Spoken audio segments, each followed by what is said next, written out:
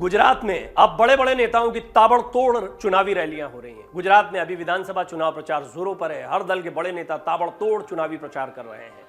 BJP Gujarat में कई जगहों पर रैलियां कर रही है। बड़े बड़े नेता उतर गए चुनावी मैदान में। वहीं कांग्रेस के पूर्व अध्यक्ष राहुल गांधी ने भी गुजरात विधानसभा चुनाव के लिए 21 नवंबर को अपनी पहली जनसभा को संबोधित कर दिया। हालांकि इस दौरान एक वाकया ऐसा हुआ जिसने राहुल गांधी को असहज भी कर दिया। दरअसल सूरत में सोमवार को राहुल गांधी को उनकी एक जनसभा को संबोधित करने के दौरान एक शख्स ने उन्हें टोक दिया बीच में और सामने से ही जोर से कहा कि वो अपना भाषण हिंदी में ही देना जारी रखें। अच्छा, ये दिलचस्प पहलू था। मैं भी इस भाषण को सुन रहा था और गुजराती जो गुजरात के रहने वाले हैं वो हिंदी में बहुत ज़्यादा असहज नहीं है। लेकिन भारत जोड़ो यात्रा के दौरान जहाँ जहाँ राहुल गांधी थे, वह चाहे कर्नाटक हो, तमिलनाडु हो, केरल हो, यहाँ पर हिंदी समझने वालों की ज़रा कमी होती है और वहाँ स्थानीय भाषा में भाषण को रखना बहुत ज़रूरी होता है। तो क्या वो आदत बरकरार थी और उसी आदत के चलते राहुल गांधी ने गुजरात में भी लोगों को ट्रांसलेट करके भाषण सुनाने के लिए किसी व्यक्ति को खड़ा कर लिया? इस पर बड़ा सवाल खड़ा हो रहा है,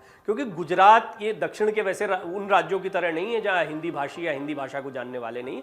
गुजरात में स्थानीय तौर पर गुजराती बोली जाती है, जैसे महाराष्ट्र का मामला है। अब महाराष्ट्र में भी मराठी भाषी हैं लेकिन हिंदी को समझते हैं कई लोग, और गुजरात में भी हिंदी भाषी लोग हैं। तो यहाँ पर टोक कर एक व्यक्ति ने कहा हमें हिंदी समझ में आती है, आप हिंदी में अपना भाषण दीजिए, बार बार ट्रांसलेशन की वजह से बाधा आ रही है। तो ये जो चीज़ थी ये काफ़ी चर्चा का विषय बन गई और बीजेपी ने ऑफिशियली इसको अपने ट्विटर हैंडल से भी ट्वीट करते हुए मजाक उड़ाया कि अब हम क्या कहें। इस लाइन के साथ एक तंज कसा राहुल गांधी के ऊपर। दरअसल अपने भाषण के दौरान राहुल गांधी हिंदी में बोल रहे थे और कांग्रेस के वरिष्ठ नेता भरत सिंह सोलंकी उनके भाषण का गुजराती में अनुवाद कर रहे थे। पहले राहुल गांधी एक लाइन बोलते और फिर ट्रांसलेटर बने भरत सिंह सोलंकी से गुजराती में दोहराते थे। ऐसे में राहुल गांधी को भाषण के लिए बीच में रुकना पड़ रहा था। शायद ये बात वहां मौजूद लोगों को पसंद नहीं आई और इसी बीच एक व्यक्ति मंच के सामने आया और उसने भाषण को गुजराती में दोहराने के बजाय राहुल गांधी को हिंदी में बोलने के लिए कहा। हुआ क्या था आप खुद देखिए। हिंदी में आप हिंदी में बोलेंगे चलेगा? चलेगा? आपकी हिंदी समझते हो? ठीक है, तो नहीं करना चाहते? अब आपने देखा कि राहुल गांधी खुद थोड़ा सा असहज यहाँ पर हो गए कि क्या मैं मतलब सीधे हिंदी में बोलूँ, इनकी आवश्यकता नहीं है। सोलंकी जी जो अनुवादक के तौर पर वहाँ पर मौजूद थे, तो ये एक ऐसा वाकया है। और राहुल गांधी की रैलियों में आप देखिए, दक्षिण भारत में जो रैली थी वो यात्रा थी वो बिल्कुल अलग मामला था। चुनावी राज्यों में आए, महाराष्ट्र में देखिए सावरकर का मुद्दा गर्मा गया। यहाँ पर जब मंच पर आकर राहुल गांधी को बोलना पड़ा तो यहाँ पर भी एक मुद्दा बीजेपी को मिल गया। राहुल गांधी ने जनता से पूछा हिंदी में चलेगा, ये सवाल किया उन्होंने यहाँ पर थोड़ा असहज होते थे। और मंच के सामने खड़े व्यक्ति ने राहुल गांधी से कहा कि आप हिंदी में बोलो, हम समझ जाएंगे, हमें अनुवाद की आवश्यकता नहीं है। इसके बाद राहुल गांधी रुके और उन्होंने पूछा कि क्या ये ठीक रहेगा, हिंदी में चलेगा? इस पर भीड़ ने उनकी जय जयकार की और अनुवादक को जाने को कहा। इसके बाद राहुल गांधी ने हिंदी में भाषण दिया। चुनावी राज्य गुजरात में राहुल गांधी की ये पहली चुनावी रैली थी। वो सूरत जिले के महुआ में आदिवासियों की एक सभा को संबोधित कर रहे थे। राहुल का ये वीडियो सोशल मीडिया पर खूब वायरल हो रहा है, जिस पर यूजर्स भी जमकर कमेंट कर रहे हैं। राहुल गांधी ने कहा आदिवासियों को बेघर करने पर उतारू है बीजेपी। यहां पर भाषण के दौरान उन्होंने आदिवासियों के मुद्दे को उठाया। उन्होंने कहा अपनी भारत जोड़ो यात्रा के दौरान देश के किसानों, युवाओं और आदिवासियों का दर्द महसूस किया है। उन्होंने बीजेपी पर आरोप लगाया कि बीजेपी जंगलों को उद्योगपतियों को सौंपकर आदिवासियों को विस्थापित करने की योजना बना रही है। बहरहाल राहुल के वीडियो, ये जो वायरल वीडियो है, इसको लेकर बीजेपी ने भी निशाना साधा है। ट्रांसलेटर के मंच से हटने को लेकर बीजेपी ने ट्वीट कर राहुल गांधी पर निशाना साधा।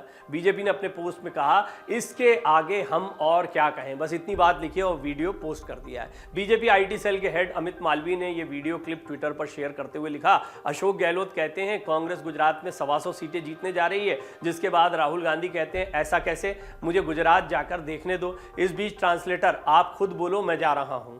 तो ये कुछ मतलब मज़ेदार टिप्पणियां या तंज के अंदाज में टिप्पणियां जो है बीजेपी की तरफ से की जा रही है। राहुल गांधी की ये जो इमेज बनाई गई है या राहुल गांधी की जो इमेज बीजेपी आईटी सेल की तरफ से हमेशा रखी गई है, उसका एक और मौका अभी या संभावना जो है वो बीजेपी को दिखाई पड़ी इस भाषण के दौरान और लिहाजा इसको तुरंत लपक लिया बीजेपी ने, वो इसको छोड़ना नहीं चाहते। राहुल के इस वायरल वीडियो पर कांग्रेस ने भी अपना जवाब दिया है। गुजरात कांग्रेस के प्रवक्ता हेमंत रावल ने दावा करते हुए कहा कि जनता की मांग के बाद भरत सिंह सोलंकी ने ट्रांसलेशन रोका था।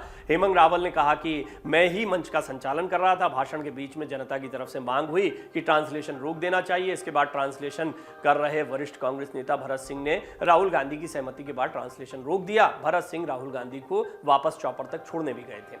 भारत जोड़ो यात्रा रोककर गुजरात में प्रचार करने के लिए राहुल गांधी पहुंचे हैं। 2 दिनों का बहुत संक्षिप्त दौरा उनका रहा। राहुल इस वक्त कांग्रेस की भारत जोड़ो यात्रा का नेतृत्व कर रहे हैं। वो यात्रा को रोककर गुजरात में चुनाव प्रचार के लिए आए हैं। उन्होंने सूरत के अलावा राजकोट में भी रैली को संबोधित किया।